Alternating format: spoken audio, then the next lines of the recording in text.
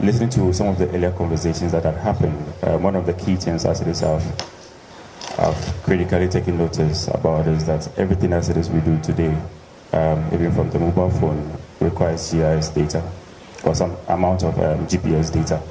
And we at OpenStreetMap Ghana is one of the critical things as it is we believe, and also attempting to stand on the fact that whatever data that it is we can find, we make available. I heard the person from the space science said they were chasing some data for about a year. And when I heard that, I was sad, not only sad, but also to add to that, there was a data asset we at OpenStreetMap Ghana had chased for about 2 years, which we didn't get from the Ministry of AME. The data we were actually looking for was what we called street data. AME had actually performed some street naming data across the country. We felt that data was actually data that can actually be made available to the citizens of the public. We had actually changed that data for quite some time, but OpenStreetMap couldn't have access to that data to be able to make that data public. One who asks, what is OpenStreetMap data? If you have ever used any car requesting app or car hailing app, not to advertise any of them, then you have actually used OpenStreetMap data. If I've actually used Facebook for recommendation, then you have actually used OpenStreetMap. As of now, there are facts and statistics that point to the fact that OpenStreetMap data has accurate data as compared to the legacy map as it is we have, which we popularly known as Google Maps. So if we see the data that is currently in OpenStreetMap, it is more accurate and more recent as compared to the data as it is would have to OpenStreetMap. OpenStreetMap Ghana currently has the largest GIS enthusiasts across the country. We actually span the length and breadth of Ghana. We have actually undertaken projects either with Gary or the World Bank, or in the capacity of local knowledge as it is we have. I heard Wisdom made mention about earthquakes and Turkey. The beautiful thing is that when Turkey happened, or Haiti, OpenStreetMap data was actually used to actually determine where each building was actually as and when the earthquake happened and what happened after the earthquake. So if we can currently look at the data in Ghana, there are two project assets we have done with what we call Open Cities data with the World Bank and CARI. So if you go to OpenStreetMap, every building in Nima, Alogoshi, Akweteman can actually be located in OpenStreetMap. Whether it is a kiosk, whether it's a residential building, or even any bigger structure as you can find. I'm using Nima because Nima can be considered as one of the most heavily populated cities or urban settlements in Accra. But I can put my life on the line and even bet you on top of it that when you go to OpenStreetMap, the last time I did the data was collected, we have over 98, if not 99% of all the physical structures as it is we have currently in Nima on OpenStreetMap and 4 other communities. We are currently embarking on a project. I saw the Keta project as it is we're talking about. The next project as it is we are doing is to actually map all the entire buildings and roads as it is we have in Keta in preparation for any disaster that might happen in Keta. So that in that eventuality, as compared that may happen in Haiti and Turkey, that would mean that that data already exists. If Turkey had already mapped all the entire buildings as it is they have mapped and the data was opened, what will happen is that either disaster response or humanitarian organizations that were ready to go out to rescue people would actually know where each building was as and when the earthquake happened. But when the earthquake happened in Turkey, it had to take the OpenStreetMap community about a week to actually map all the entire buildings in Turkey. It has been done before and after. Even though that effort was collaborated, it has taken a week. That would have taken a long time to find somebody. That is our concern. What, again, we seek at OpenStreetMap is to find where as much as data as it is we can find that can be made readily available to all citizens, because we are saying that the data as it is we put back into OpenStreetMap is available to anybody who is capable to manipulate that data and use it for other research of whatsoever purpose as it is we want to be able to use it for. We find the data, we clean the data, we validate the data, and make it accessible to anybody, wherever it is you are. We don't restrict you, we just make it available to you. I'll stop here since we are running out of time. If there's any questions, maybe I can expatiate on that, and then maybe give it a further in-depth, how do I call it, explanations, if somebody has any clarifications to sort. Estimates land size involved in agriculture for the different crops, and also be able to estimate crop yield, and in addition, predict crop yield. It's a work we started in 2021, and it's a work in progress, because for us to be able to develop rigorous algorithms, we need a bit of time series data set to be able to do that. So that is a work in progress. So that is one thing we are doing in terms of agriculture. So you want to develop a platform like this so that when you input the data set on your farm, you can quickly get the results. This, for example, is yield on a particular farm, and you could see that even on the same field, parts are, in terms of yield, lower. Yield is low. Around this area is quite high. This area, yield is quite low. Yield generally in Ghana is on the lower side. But if we can help the farmer or investors who are providing inputs and finance for farmers to be able to monitor from the beginning of the season to the end, they will be able to assess if the farmer can pay for the inputs or the loans they've gone for. The farmer can assess themselves, how much am I expecting at the end of the season, and what should I do, what kind of decisions do I have to make. So our long-term goal is to provide a platform like this for decision making, not only for the farmer, but for all other relevant stakeholders and agencies in Ghana.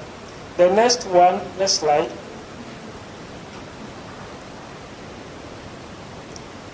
Next slide, please. Next. The next one is mining.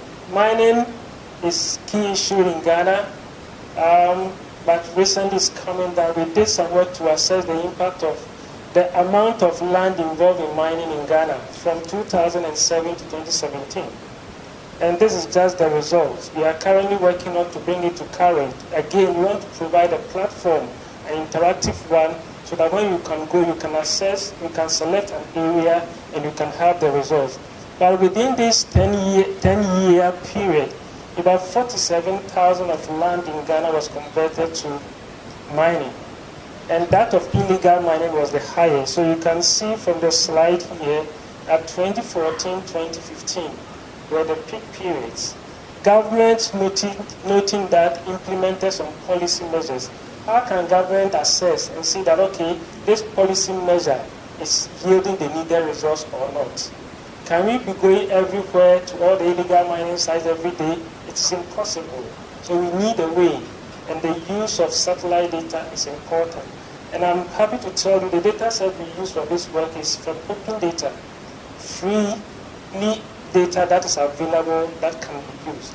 And these are the kind of solutions we want to produce for our country so that our decision making will be informed based on data, evidence-based, so that we can address some of the challenges we are facing as a country. Next one, please. We depend on weather, but we don't use it in our decision making. So there's also a platform I want to point you to where you can follow up. Next slide. You can follow up on the rainfall season in Ghana. It's called the Rainwatch platform. It's also an open source, again, open data. Currently, we have about 16 countries, but the country that is most up to date is Ghana. And you can go there and access information. If I had asked you, last year was 2022, 2022 and 2021, which year was the most wet among all the years? Recording in progress. It would have been very difficult for you to answer that question. It may have perhaps based on perception, and you would have given me an answer. But here on that platform, you have the data sets there, so you don't even need to wait to the end of the season to see the performance of the year in terms of rainfall. When the rains begin in January, you can be tracking and then by the end of the season, you know what has happened. So if you are a farmer, you are a water resource manager, you are at NADMO, you are a research scientist, you are whatever, you can be tracking the season. And you can log on to www.rainwatchafrica.org, www.rainwatchafrica.org. When you go to that platform, because of time I can't display, just select Ghana. And there are a couple of stations. We are working with the Ghana Meteorological Agency to populate it with more station data so that we can access this information from the very rainfall that occurs yesterday and the subsequent ones to the end of the year so that we can access that information. This year has not been updated, but they are working to populate it, and every 10 days this will be updated so that you can track rainfall in Accra and also in your village and other areas in Ghana. And hope we want to get to the level we also use satellite data so that within every 4-kilometer radius we can get a specific rainfall information. I want to end here. You can follow up with us through the email address and the contact number, and then we can collaborate with you. We are very much open. Space cuts across all aspects of our development. It's an enabler, and we hope to work with each one of you so that we can bring development to our mother Ghana. Thank you. Spread the word as we are spreading the word in the spirit of open data. We'll be reaching out. There are various other activities that we are looking forward to doing. As you know, Kofi will presented on 3 sectors. Mining, agriculture, rainfall, and climate. We want to kind of zone in some of these areas. We'll be starting with agriculture. And I think there was a gentleman from the Ministry of Agriculture. Yeah, this year we are new. Because for the benefit of those who don't know, there's actually a draft policy on open data in agriculture. Yes, there is. We work with the Ministry of Agriculture and Nutrition out of the deadlines on it. And unfortunately, we never really saw the light of it. But we're revisiting that with you. And we want to push it forward. For the other sectors, for land, for statistical sectors, we do all the time, doing a lot of work. But the other agencies, NITA, all the other agencies, please, we want to move this forward because we believe one of the issues that we have is the era of amplification of data or information. And most of the times, people can easily spread a lot of bad information. And it is up to us who are working in this sector to actually even provide them the avenue to look for where the information is, what the data is. So that if somebody is telling you about something which it doesn't sit well with you, say, okay, why don't you go to this portal and find it? Stephen was talking about the OpenStreetMap. He said he doesn't want to mention the name of the ride-hailing app. But I recognize that when I use that ride-hailing app, it gives a very accurate destination for where I'm going, from where I originate to where I destinate. So, yes, there's a lot of things that we work with, we use all the time. But when we don't pay attention to some of these things, we might not recognize it. But the strength is that's you and I doing this thing together. And on platforms like these programs that we are having, that we can be able to do things together. So please, we are going to have a fresh notice after this. Don't run away, we have a room to ourselves. Let's enable, let's reconnect, and let's move forward.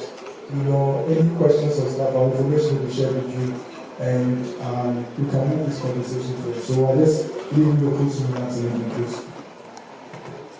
Thank you very much. You've all been amazing.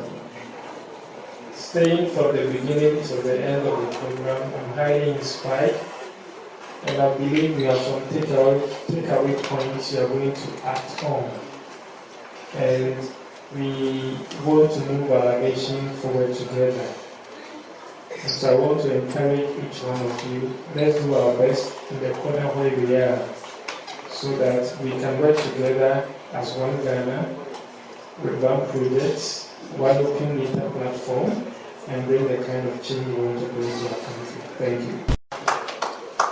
Yeah, so thank you everybody for the time you used to be part of this.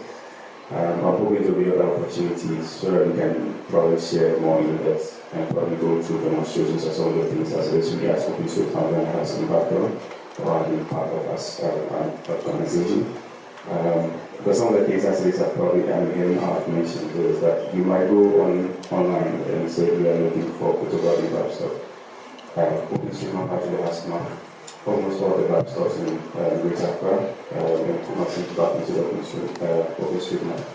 There are times that as it is we use certain data since we don't know who probably might be contributing data, but we volunteers or exactly who are actually doing that. Almost all the people who are actually presenting anything on Open Street open data in GIS, you notice that they were using Open Street Map in their demonstration. Either whether it was from the Netherlands or from Kansas, Texas, you realize that we're using things like GeoFabric. Those are all tools that are built from Open Street Map, and most of the analysis assets will be of Kansas, Texas are actually based on Open Street Map.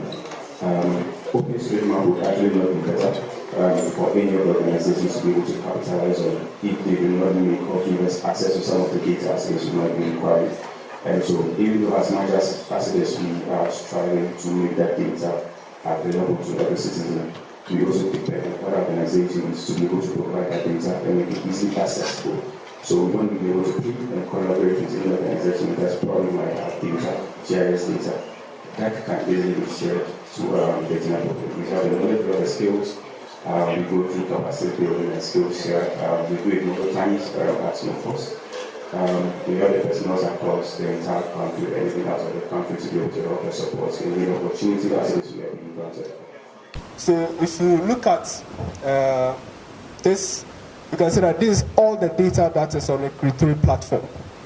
All the data that is on the Criteri platform. If you can go to the search and then probably search for Nigeria. Unfortunately, we don't have Ghana, so I can't use Ghana as an example. So I'm sorry about that. So you can see right from here, even from this data, if you click on Open in ArcGIS Online, it takes you straight to Esri's ArcGIS Online to work on this data, to create a map, to create dashboards, to create story maps. The platform is for not just institutions to put or upload or contribute data, but for individuals as well to do same. So if you have data that you feel it will be valuable for someone out there, definitely the platform allows you to upload the data for others to access. Data to the platform, resident at Esri. So whatever you put there is vetted by the team at Esri. So it's not just any kind of data that you upload there. And so even in putting the data, you are required to put some metadata, which is mandatory. If you don't put it, it won't go. So you have to provide all those metadata. They look at it and they vet it to be sure that what they are putting there is accurate, or at least it says what it will do. Yeah. Okay, can you give us some closing remarks so that we have the next presentations? Yes. Yeah, absolutely. I mean, I think that, just thank you again for inviting us to share at this event. And, I mean, obviously, as IADI, we, are always wanting to be engaged in the open data space in different countries and helping to advance that conversation.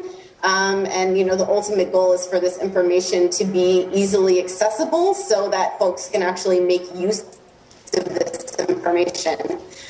I suspect in the room, even though I haven't been here for much of the event, that there is a collective interest in making sure that not only is data out there, right, and open and transparent, but that it can be used. And that is definitely a top priority of IADI.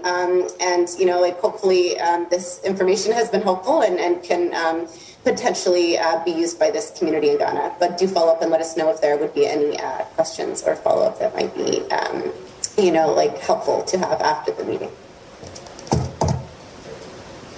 All right, thank you for that. I work with the Ghana Space Science Technology Institute as a research scientist and also the manager for the Remote Sensing and Climate Center.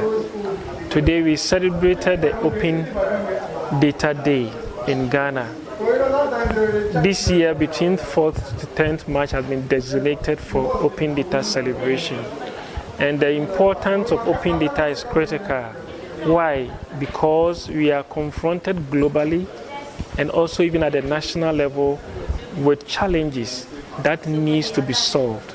We want to take decisions at the global level, but that decision also has local impact. We want to take decisions at the national level that also has community impact. And if we can take data to address some of the challenges we are facing, data should be available, data should be accessible, data should be available in a form that can be used. And that is the essence of today's program. So we invited different stakeholders, people from the fire service, from the government sector, Ministry of Food and Agriculture, from the private sector, those from the geospatial industry, SAMBUS, from NADMO, and all the other institutions whose work requires data.